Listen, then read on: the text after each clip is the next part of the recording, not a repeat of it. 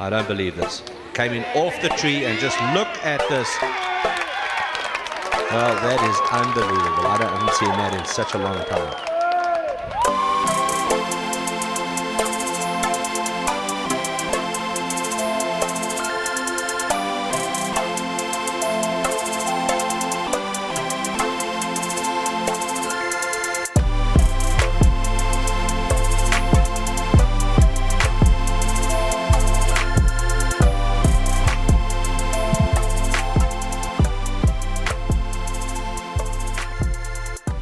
All right, everybody, welcome back to another amazing episode of Bogey or Better podcast. I'm Cameron, and we have Dylan with us.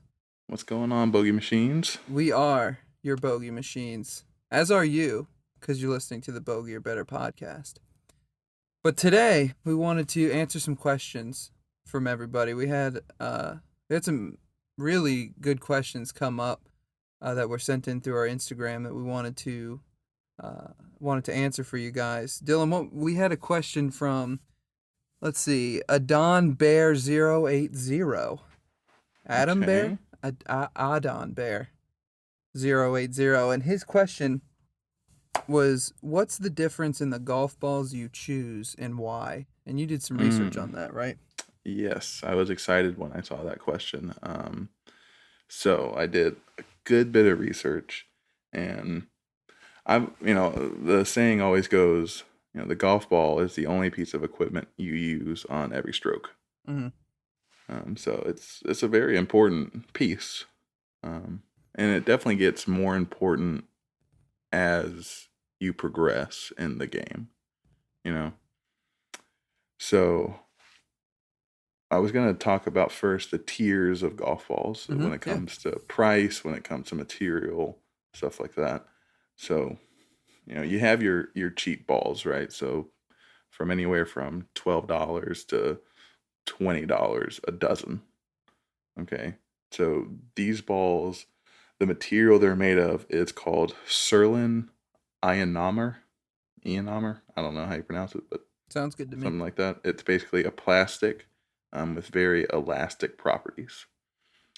And what I found interesting, I didn't really, it makes sense, but I didn't really know this, but the cheaper balls with those ionomer covers actually last a lot longer and are less susceptible to scuff marks and, the little nicks you see on I've balls noticed and stuff. that. Yeah. When you hit a top flight, you can hit it off a tree and nothing happens to it. But we hit our Exactly. nicer balls. Anything that's not fairway, it'll put a good little scuff on it. And, it's funny, you would think, okay, I'm paying for something that's cheap, so it shouldn't, usually your mind's going to go, it shouldn't last very long. Right. But actually, the cheaper the ball, the longer it's going to last because it's harder, it's a different material. Yeah. So you go to your higher price balls, your Titleist Pro V1s, your Vice Pro Softs, TB5s, TaylorMade, stuff like that. So those have a urethane cover. So it's much softer. It's a rubber they say it's like the rubber on skateboard wheels, apparently. Oh, okay. Yeah.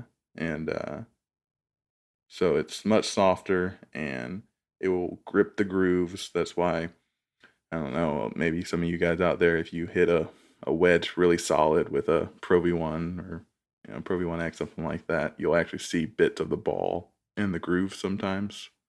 So, it's basically shaving off some of that. And then you have, and also about that, because it's softer, because of the urethane, they're unfortunately going to last a little less time than the plastic, top flights and nitros and stuff like that.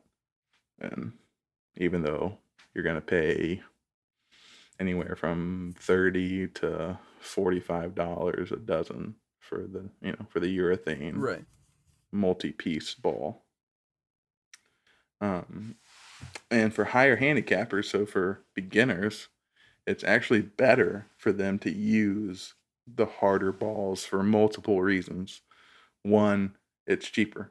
So, you can get You go to Walmart and buy a bag of cheap balls for like 30 balls for $10. Yeah.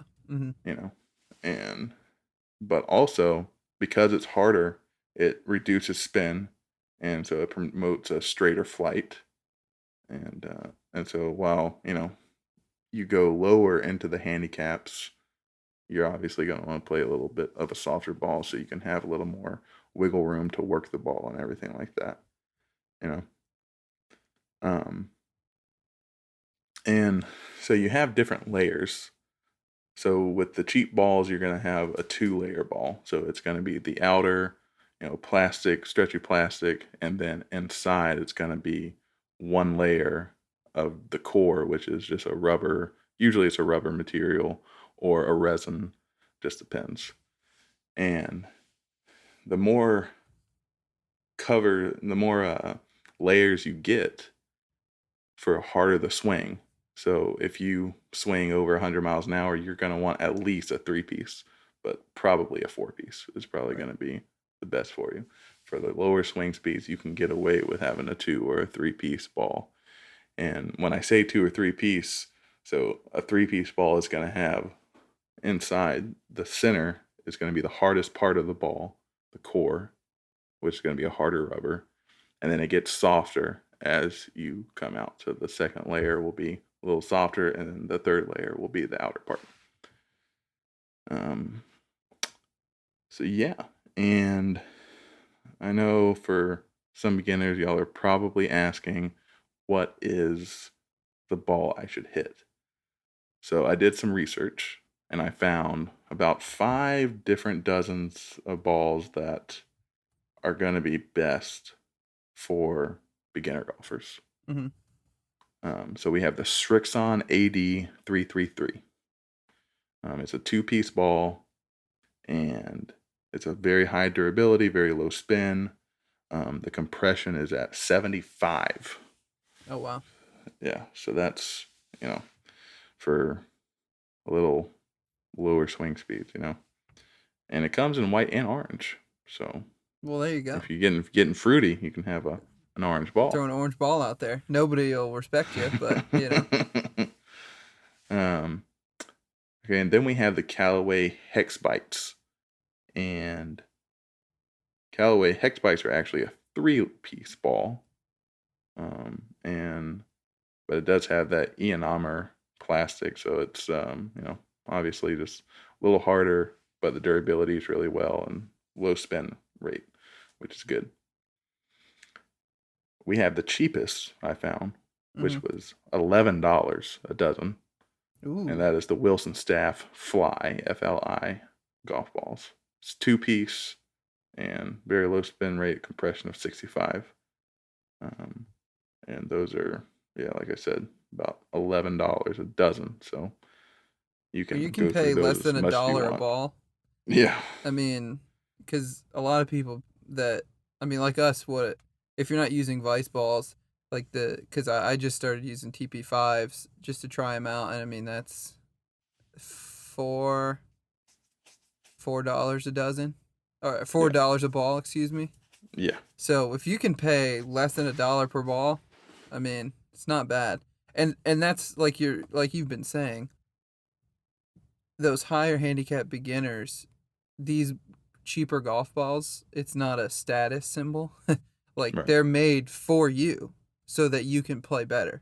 You want the hardest low spin type ball that you can get so that even your top shots or the ones that you hit off of center, they don't slice as much, they don't hook as much, and they get a little more distance, because you obviously you wouldn't want to swing so hard until you can start making consistent contact.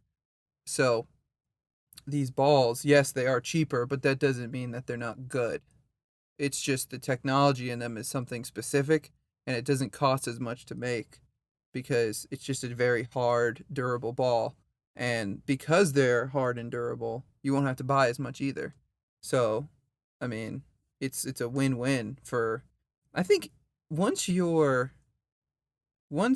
you're still trying to break 100, don't even think about other like 3-piece balls or 4-piece balls. I mean, that Callaway Hex that you talked about was a 3-piece, but I mean, anything just nice and hard that's durable is gonna be good for you. I don't what would like probably once you start breaking 100 and you're into the mid to low 90s is when maybe you want to start reevaluating that. Yeah, if you're consistently hitting in the 90s, I would maybe start spending, maybe go to that second tier, like the Callaway Warbirds Mm-hmm. or some of the lower, like the TaylorMade Burners Yeah. or the Titleist has a mid price. They're like $25 a dozen. Is it the NXT? Yeah, the NXT Tour. Tours. Yeah. So you get a little more forgiveness. Well, I'm sorry, not forgiveness. You get a little more spin on it. So you would get less forgiveness, like with a driver or a long iron, but you're going to get a bit more spin rate, which is a good thing when you're around the green. And as you get more and more expensive of a ball, that's when you're going to see the biggest difference. You're going to see a drop in distance, like off the tee, a little bit, but you're going to see a drastic improvement around the green. So that's why you see professionals using these higher quality balls. They'll take less distance off the tee. Imagine Bryson DeChambeau hitting a 2-piece ball. Yeah. I mean, imagine how far. I mean, like just hard as a rock top flight. Oh yeah, the roll he would get would be. He'd get insane. so much, yeah. Yeah. But around the green is where, if he can stick it, or if any of us can put it within 5 feet, we don't want it just to roll off the green. But when you're a beginner, that's not as important. You just want to hit it near the green. So these cheaper balls aren't a big deal, and it's better for your wallet anyways. Yeah. And I had one more box of balls that I wanted to talk about because I love Vice, so I had to bring Vice in. Vice Drive ball, which are also $11 a dozen. All these balls that I'm talking about, they're $20 and under for a dozen. Really? Yeah. I didn't know the Vice ones were that cheap. Yeah, Vice Drive are $11 a dozen. Those are probably the only ones you won't be able to get at your local golf store. Every single other one I talked about, pretty much will be able to get it at your local golf emporium. I've seen some Walmarts carry like the Vice brands. Yeah. But I mean, you're better off just buying them online. You get a discount when you buy them in bulk, anyways, from Vice. Mm-hmm. And you just got their teas, right? Yeah. Really good deal. Have you tried them yet? Yeah, I tried them last week. Very good. They're bamboo. I'm used to playing plastic tees, but bamboo is very strong. I mean, I think I maybe broke one, and it was iron tee, so it wasn't even a drive tee. So that's pretty good. Yeah, I really like them. I like how they look. I like how they feel. Yeah. If you actually, speaking of Vice, this is what I do from time to time, is they do a ball selector quiz. Mm-hmm. So if you're unsure of where you're at, just take that quiz and it'll tell you. And those balls are probably the best quality for the price, in my opinion. Oh yeah, definitely. Their nice balls are pretty evenly matched with your Titleist Pro V1s and your TP5s, but they're $20 a dozen cheaper if you buy them buy 5 boxes or something. But do that selector quiz. Yeah, and I have been seeing on Instagram ads, there are a ton of companies that are like golf ball companies that are coming out. Really? I've seen one called Cut. Oh yeah. Encore. I've played Encore. Yeah, there's a few, and they're selling them for dirt cheap. You have to get them online, but they're selling them for really cheap. Snell. So just shop around. Snell's getting popular. Snell, yeah. I've played a Snell ball before, and that lasted me a long time. Oh, I bet. If you want to understand more what goes inside, like when we're talking about pieces and what that looks like, YouTube or Instagram, there's a lot of people that all the content is cutting golf balls in half, and they show you what's inside, and then you can see the quality difference between really nice balls and really cheap balls, how centered they are, things like that. Or like even driving range balls. how uncentered and poorly made they are, and how it can actually affect how your shot is. Like, you may have hit it perfectly, but because it was a poorly made ball, it looks bad. But, take a look at those videos. If that's something, I follow one, and I love seeing what they look like inside, because it really shows you the difference of, when we say a 2-piece ball, what that means, or a 3-piece, 4-piece, or 5 even now.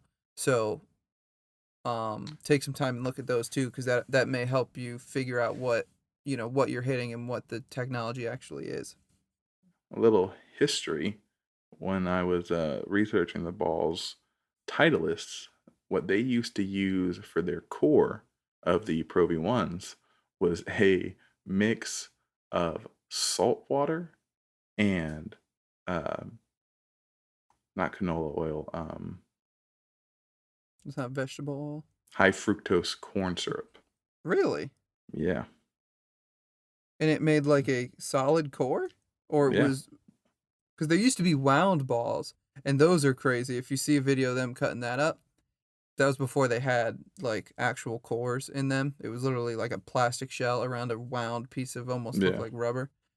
So they did salt water and high fructose corn syrup. Yep. And I guess I don't know how they made it to be a solid, but yeah, that was what was the main parts of their core for their golf balls for, like, back in the 50s. Really? Yeah. That's when they were getting away from wound balls and Right. making more composites. That's interesting. I didn't know that. And so It's a crazy lot to of think balls how are, far the technology has come. oh yeah, because now, like, some balls have like pieces of tungsten Mm-hmm. in them. Some companies use resin. Yeah. But usually it's that plastic. I forget, or I'm not sorry, not plastic, the rubber, um, like liquid rubber almost. Mm-hmm. Yeah.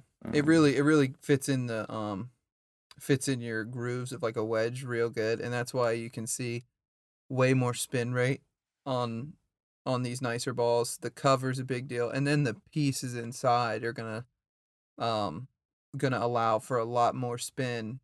Um, but like I said, shop around there, and there are a ton of new and upcoming golf ball makers. So it doesn't hurt. I've actually gotten a couple um of these companies. They'll do like all you do is pay shipping and handling, and they'll send you like a selector, because they want you to use their balls and talk about them. So look around.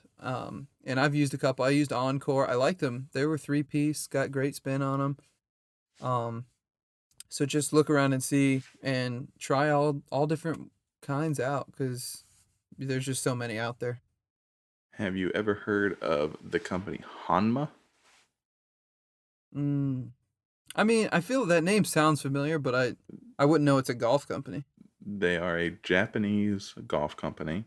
They're kind of like PXG, Mm. super high end, very pricey stuff. They're actually more pricey than they're a little Really? pricier than PXG. Like, they do crazy stuff. They do like 24 karat gold Oh plated my goodness. drivers.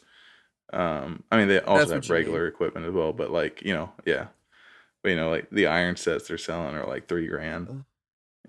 It's insane. But they just came out with a ball that is, they put it affordable, quote Oh. unquote, according to them. It is a 6-piece Ooh. ball. For the life of me, I can't ever see why that would be I necessary. don't know. I almost don't. I almost find the 5-piece to be completely Yeah. unnecessary. And 6-piece just seems insane. But they are charging $60 a dozen, so $5 a ball. You hit one of those balls in the water, you might as well just crumble up a $5 bill Yeah. and throw it in the It's garbage. literally. Yeah. Ooh. Um, But see, I'm intrigued yeah, now, I've though. seen, right. I've seen some reviews, and they say it's good. The only thing is that the uh they don't last very long. Yeah. They played some shots out of the bunker with them, and like after like 5 shots, you could just start to see real bad wear on them. Yeah. And it's like you're paying $60 for a dozen. I mean, Yeah. You want a ball that's gonna last a you whole know, round. Yeah, I mean, not like that. you can play a Pro V1 for a whole round. Yeah, for sure. As long as you don't, shank it into the tree or Yeah, hook we it don't into the say tree that or something. word, Dylan. Oh Here. man. See, sometimes Sometimes it just just comes happens. out, guys. I apologize. It's all right. We'll work We'll on bleep it. that out. But yeah, I Yeah. mean, you see, but now I want to try them. Yeah, we'll have to. We can go in halfies. Yeah, we'll try them for the podcast because that's just it seems insane. Because I Six just piece. I just started playing the TP5 Pix balls, and that's the first time I've played like a 5-piece ball, and they're fine. I played with them on extremely fast championship Bermuda greens. So, I mean, I'd have to be a professional to get any kind of spin on it. So I can't really use that as a judge because I don't normally play those type of greens. So when we play at Charwood, I'll test them out and see if I like them. But what I do love is the graphics that are on the Pix ball. If you don't know what they are, TP5 is a regular ball, white ball, but the Pix have these graphics all over the ball. It looks kind of all over it, but it's in a specific pattern. And it does two things. When you're hitting any kind of shot, the feedback, you actually see the graphics as opposed to the ball, just the white ball. So you actually can see the way the ball is spinning a little better. That's more important, I guess, for your shorter shots where, with the driver, the ball's gone before you can register the spin on it. But for your wedge shots, it is nice to see, like, if you had a little too much side spin or something like that. But then it's got a nice putting alignment where it has the regular TP5, guideline. But then the graphics also form, like, a longer putting channel, I would say. Similar to Callaway's, like, triple track where it's got wider lines. So it's not just you're trying to hit one line. It's got... Regardless, I do like it. They look cool rolling on the greens. Yeah.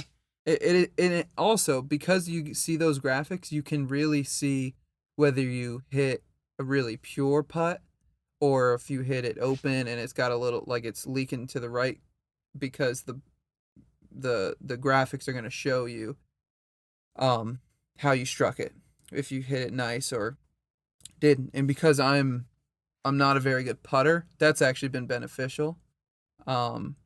Because sometimes I'm not sure if I hit it poorly or my line was wrong or my speed was wrong.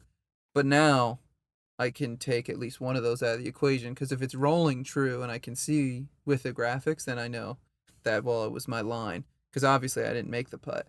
But I mean, that's been a nice... I've heard a lot of people call it a gimmick, and maybe it is, but it definitely doesn't hurt. Like, it doesn't hurt your game at all. I've seen tour pros play with it. I know it was like inspired with Ricky or something. The first ones were. These are the, like, version 2s. The first one had, I think, smaller graphics, and then these are these look a little different. But they don't have Ricky's name attached to them, I don't think. I could be wrong, but not on the box at least. But we'll have to try them. We're gonna try those up against the 6-piece. You know what we'll do? We'll find a 1-piece ball, a 2-piece ball, 3, 4, 5, and up to the 6th, and we'll play them all. And we'll have to review that. Yeah, I played around with the Bridgestone Torby XFs. The Tiger balls. Yeah, the Tiger balls. Yeah, I really like them. They perform really well, I think. I don't know how they do it, but I mean they feel nice and firm with the driver, Mm-hmm. but then your irons and wedges, they feel nice and soft. I mean, it's really good. You get the best of both worlds with them. Because Bryson uses Bridgestones too. Mm-hmm. I mean, there's a reason why these Tour Pro, like, I mean, the fact that Tiger doesn't play Pro V1s is kind of interesting to me. Yeah. I mean, he can play whatever Or ball he TaylorMades. wants. Or even though he plays all, yeah. All his other clubs are TaylorMades, but he doesn't play their ball.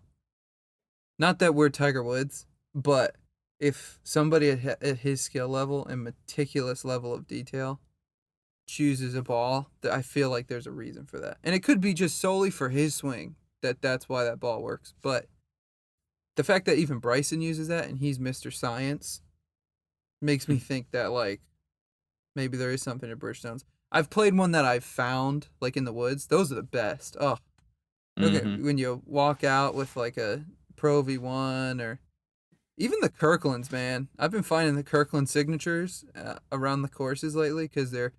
Oh, well, we didn't talk about that. If you want a cheap ball that's nice, the 3-piece Kirkland ball, it's $24 for 2 dozen. You have to have a Costco membership. But I find that they play great. Yeah, they used to play even better before Titleist sued them. Yes. Once Titleist sued them and they had to change some things. But I did read that they're coming out with a 4-piece ball. Like, because they did make a 4-piece ball, and then that's when Titleist really sued them. They basically just copied the Pro V1X and Pro V1. Which is why they were so great, but you paid $1 per ball. So they don't bite as much as the Pro V1s, but overall I like them, especially for the price. And so if you're going to spend, $20 for your top flights, might as well just go get the Kirklands because those are nicer balls. But you're not going to get as much distance. And that's why we were talking about picking the ball specifically for where you're at. It's not a status symbol, so just figure out what's the best ball for your game. Yep. All right, I think we've talked about balls enough. I love talking about balls, but let's see. Next question. I thought this was a good one. The best way to learn golf lingo from Pitch the Pig. That's pitch with a P. And I actually looked around because I guess I take it for granted. Being around golf for as long as we have been. Yeah. I learned it just from watching golf and playing with others who have played for a while. Yeah. Golf lingo is very interesting because, golf originates in Scotland and it's big in England. And so there's like a mixture of different words, different slang. Yeah. You can get some true English, real English, not the stuff we talk here in America, but the true real English. Stuff, the real stuff that, it's like duff, I think, is one of their big ones, which is basically the equivalent of us saying we chunked it. Right. And stuff like that. So there's a mixture and it's fun. Even the spelling too, like if you see it, it may seem weird to you. Like caddy being spelled both ways is technically correct, but to us, it may seem weird seeing caddy with a Y or caddy with an IE, just depending on what we're used to. There's a golf, I don't know if I'd call it it is a blog, yeah. golfsidekick.com. And we have no affiliation with them. It was just when I was researching that question, that's what I came up with. And it's basically a dictionary for golf terms. It's alphabetized, so you can keep it on you, and someone's like, all right, let me find, someone says dog leg, and you're like, whoa, what does that mean? And you go to D, find dog leg, and it's a type of golf hole which starts off straight, but then the fairway turns left or right toward the green. So somebody says this is a dog leg right, now you know what that means. Here's Duff. But it was actually really interesting. The one that I was going through that I actually hadn't heard before is Freshie. Have you heard that one before? It's because we say it differently here. This is where you were talking about how it's most likely an English term, proper English, not ours. The definition is a shot where you swing at the ball and totally miss it. So what would we call that? Like if I did usually I just say good practice swing. Yeah, good practice swing. A swing and a miss. That's a baseball. Swing and a miss, yeah. That's a baseball reference, but it works. Whiff it. That was the alternative. Yeah, as I whiffed it. Which still doesn't feel like something we would say in any other. It still feels like English or Scottish, but regardless, Freshie is that. So if you literally you swang and you looked up right away and you just missed the ball. Technically, that's called a freshie, that was nice. I like that. I like that. It's kind of positive. Yeah, it's better than just your partner laughing at you. Yeah. You can just look at it and be like, oh, what a freshie, you know? But it's got really nice ones. Like even something simple. This one, it says lifting your head. Like when we say you lifted your head, it Mhm. seems pretty self-explanatory. But to somebody who doesn't know golf, it's why does that matter? And the Mm. definition is when you prematurely look up to see where the ball is going, often results in poor shots, especially topping the ball. And the cool thing is topping is like highlighted, so you can go see. It's like, well, what does topping mean? Um, so there's a ton of there is so many golf terms that I really just Oh yeah. don't. I don't. You don't even think about. This one was interesting. A pitch mark, also with a P. Mhm. Yeah. Um, Pitch mark. I never heard it described that way. I've always heard of it as just a Oh ball really? mark. Oh. But pitch obviously is a very English term for soccer. The field they call a pitch. Right. Um, so it's where your ball lands on the green and makes a mark. And don't even get me started. People, please fix those things. Just please do it. Yeah. Or I've seen people because golf TikTok is blowing up. At least for me, I'm seeing so much more golf content on TikTok. And they're like, "Oh, I'll show you how to fix a divot." And they stick their divot tool in and lift, and they stick it and lift, stick it and lift, Nope. and it's Nope. so bad. That's literally like killing the grass. You're Yeah. supposed to, you think you got a circle where your ball hit. You stick it in and push it towards that, like push Mhm. the grass back towards the center like of that mark, and then just use your putter or your foot. But just fix them. That was my little rant.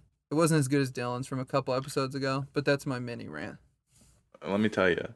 I think it's hole 14 at Charwood. It's that par 3 over the water. Yeah, That green is terrible. There are so many pitch yeah, marks. I mean, I hit a putt last week and it bounced it off like a foot yeah. offline. And you see, mainly the greens that are affected by it the most are par threes, obviously Yeah. because everyone's hitting like clean. Most everyone's hitting clean iron shots onto the green. It's going to cause a lot of spin, but you gotta fix them, or else the course is going to seem run down. Yeah. Like, You can get a divot tool for or use $2 a tee. A tee is not a or use a tee. use a Yeah. tee. It's not a big deal. But just break down, get a divot tool, keep it in your bag, and just when you go to the green, take it with you. And then even if your ball didn't make a mark, if you see one, fix it. Like that's just we talk about golf having unwritten rules and things like that. Like that's kind of if you see a ball mark, you fix it, regardless of its if it's yours or not. That's just kind of the Also, gentleman thing to do. when you're walking, don't drag your feet. Listen, I drag my feet when I walk. I know that about myself. But when I golf, I make it my mission to actually pick up my feet Mhm. when I walk. Because you have spikes on your shoes. Don't drag your feet. Yeah. You're basically just lifting Pick them everything up. up. Like you're Yeah. just cutting it and lifting it up, and you're just creating walls for us. So I mean, and if you do on accident, just check it and just use your putter to knock them Mm-hmm. back down. They flatten Yeah. right back out. Takes 1 second. You can feel like, man, I'm like a professional caring about this green, and I think that's Exactly. what it is. It's just people that are casual, and it just doesn't matter to them. Yeah. But then you have people that do really enjoy playing, and not that we take golf super seriously, but like I would enjoy a nice flat putt so that when I miss it, I know it's me Yeah. because it's a, If I'm trying to make a 6 foot putt for birdie because I just hit an amazing shot, and I see some lazy duffer who just dragged his foot right in my line, an hour ago, and I miss it because it bounces right or left, I'm gonna be a little Yeah. pissed. So just do that. That's it's not that big of a deal. But yeah, so golfsidekick.com and the blog post is golf terminology for beginners. Yeah. So check that And out. also just watch golf. Watch golf. That you'll hear him talk about it. Watch it with that, Mm. like with you, so that you can actually see Mm-hmm. when the announcer says this term, then you recognize when it's used too, because you want to also say it in the right context. Yeah. And it's great because some announcers are English, some announcers, are from Scotland Mhm. or things like that. So they're American, so you can pick up on different terms as Because well. isn't Faraday from Scotland? Is he Scottish? Mm-hmm, I love his mm-hmm, accent. yeah, So and he'll say things that may not make sense to us, but it's just because that's their own terminology. But it'll be nice yeah. to kind of see where the differences lie. We got one last question if you're ready to move on to our Let's do next it. one. It's from Life in the Weeds podcast. Their question was, what's one thing you wish you would have known when you started golfing? I thought that was a Mm, really good question because yeah, that is good. it took me a second. I'm like, what would be that one thing? Yeah, I thought about that all day today, actually. Mm-hmm. Um, you want me to Yeah, go go for again? it. I think the biggest thing for me, and I've actually kind of touched on this in a couple episodes back. I think I would have liked to have known that there are multiple correct ways of doing things. Mm-hmm. The way I was taught by an older gentleman who was kind of set in his ways, and Yeah. that classic older golfer who thinks that things should only be done one Right. way. So like my golf grip, for instance, I always thought the only correct way, even though I knew that professionals use different grips, I thought the only correct way for me to use a golf grip is to have my left index finger going over my knuckles, Mm-hmm. until I finally realized, no, there's 1,000 ways to hold a putter. Let's hold it how we're Right. comfortable. And sure enough, that has taken, Yeah. strokes off my Mm-hmm. game. A lot of I hate strokes. it. I think the only You heard that? can't wish I would have never had that that premonition Yeah, at all. I would have loved those constant 3 putts, but no, now we got to start making birdie putts all of a sudden. And it's my fault. You asked me too. You were Yeah. like, how do you hold your putter? And I'm like a normal person. And he's like, oh, okay. Boom, I'm a great putter now with my Wilson putter. Hey, it's Wilson's Yeah. staff. But there's obviously consistent things that you need to do with golf. Mm-hmm. When it comes to gripping a regular club, the best way to grip it is, to interlock Yeah. your index finger and pinky and grip it with, those second lines of your left hand and right hand and all of that good stuff to kind of keep a more consistent club face. Right. You don't want to grip it like a baseball bat or anything like that, because that's just going to cause other issues. That is a grip that And, they do teach a lot, though, is the simple baseball grip for people that just can't understand interlocking. When I took Sarah to her first lesson, he just had her do the baseball grip until she was comfortable, like just right. holding the club. Mm-hmm. And then you can Yeah, I start started with the adjusting it. baseball Yeah. grip as well. Because a lot of people just don't understand how they actually grip it when you're missing basically 3 fingers. Because when you interlock, Yeah. it's basically pulling 2 to 3 fingers away from the club, and Mm-hmm. but you'll learn as you go to that it actually generates way more face control than the baseball grip. But I just thought that was interesting when you mentioned that, because when he showed her that, I was like, why are you holding it like that? And that's what he showed her. But it did make a big difference in her being able to just swing the club. So I thought that was interesting. Yeah. Yeah, there's obviously things that are the only way of doing things, but for the most part, the way you set up to a ball, the way you do a pre-shot routine, the way you finish on your downswing, you know, there are a lot of things. I was told that you need to always keep your left foot planted, don't raise up. But if you look back in the 50s and They 60s, all did it. 70s, they all did it, and it helped with rhythm. Yeah. Apparently, my dad used to do that, and the guy who taught me told Dad, "Stop that! You don't need to do that."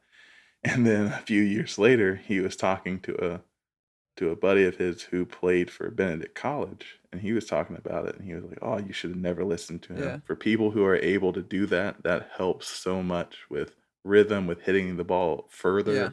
Yeah. Apparently, it helps a lot. So, don't think that there's just one way of doing things. There's multiple healthy ways of swinging a golf club and gripping a golf club, and you know the way you read a green, the way you look at a hole layout, the way you do a pre-shot routine, all of that. There's thousands of ways to do it. That's a good point. I mean, look at Matthew Wolff, and if you don't know who he is, look him up. Just Matthew Wolff swing.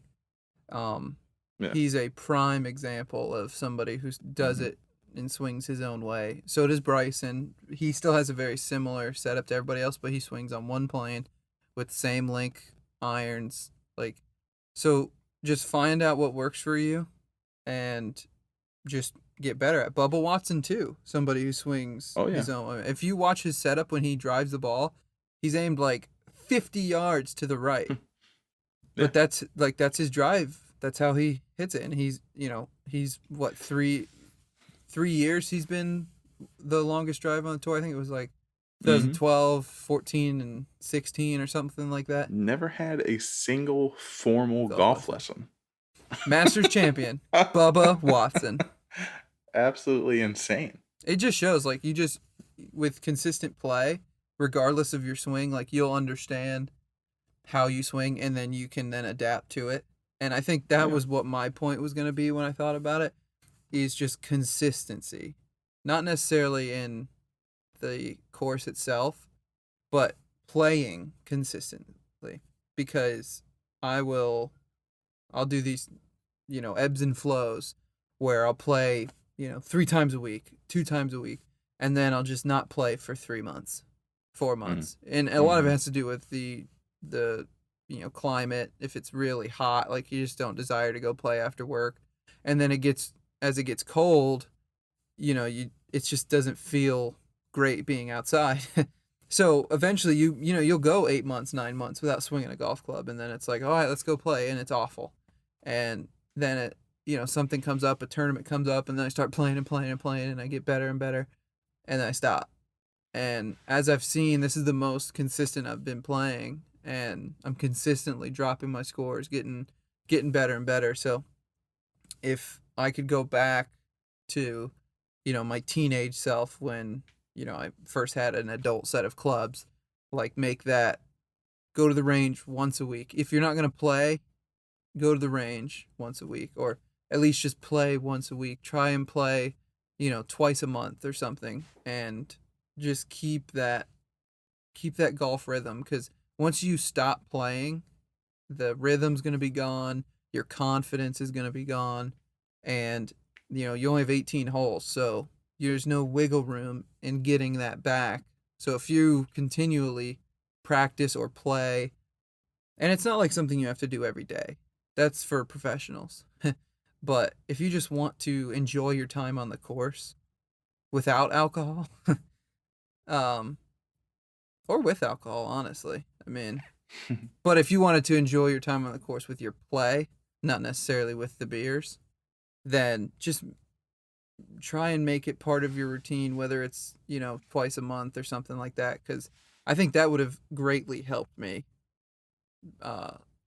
be better now than I am right now, if I had just taken it more seriously as a teenager.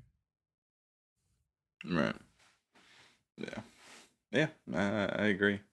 And just try to just be comfortable. If you don't like wearing a glove, don't wear a glove. For a couple who doesn't wear a glove, you don't have to. 1,000 tournaments. Yeah. Or if you I would love a glove on my right hand. Do that too. Mm-hmm. There's one thing you do not do, though.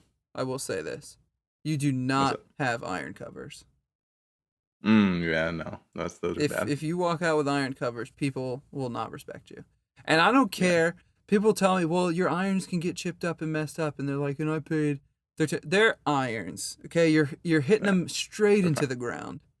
So the fact that they're clinking around like champagne glasses is not a big deal. It's just because, I don't know why that irks me. It just looks so weird. It looks terrible. It looks, whenever I've gotten matched up with somebody who has iron covers, I think about just moving my tee time to another time, because they're never good. I don't want to do it. No, if you're good, you like if you want people to think you're better than you are, get rid of your iron covers. Because if you have them, people think that, like if you showed up with iron covers, I would think he thinks he's good at golf, but he's not. Mm-hmm. Like each time he slices it, it's gonna be like he's seen that for the first time. You know, like because I never hook it, so like if I just duck hooked one time, I'd be like, how in the world did that happen? But obviously this guy does it all the time, but that's how he would react. Yeah. Oh. Throw those away. Everything else, try everything except for iron covers. Yeah, exactly. But man, this was fun. This was a good episode. Yeah, I enjoyed all the too. questions. We couldn't get to all of them. Yeah, keep them coming, guys, for sure. It was some nice, and it doesn't have to be specifically our opinions, or it could be top 5 golf bods. You know, obviously John Daly #1, but that's for a different episode. I mean, golf movies. Could do golf movies. Oh, golf snacks. Oh, That's what I love golf movies. Golf snacks are good too. Yeah. What our top 5 is for mid-round snacks, because we're gonna get some doozies. You know what mine is, yeah. We'll talk about that next time, guys. We'll have to tease that. All right, we'll see you guys back for Dylan's favorite sandwiches next week. I am looking forward to talking about my third passion in life. Sounds awful. All right, guys. We'll look forward to talking to you guys next week. We'll see ya. All right, guys. See ya.